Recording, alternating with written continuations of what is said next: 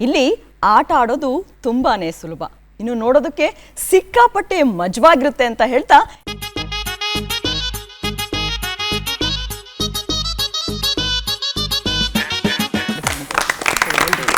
ಹುಲಿಯ ಹಾಲಿನ ಮೇವು.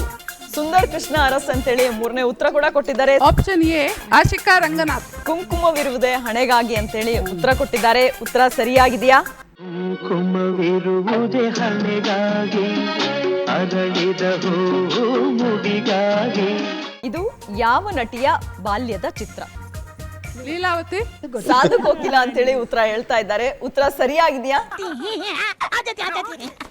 ಯಾವ್ದೋ ಔಟ್ ಆಫ್ ಬಾರ್ಡರ್ ಸಿಕ್ಕಾಕೊಡ್ತಲ್ಲಪ್ಪ.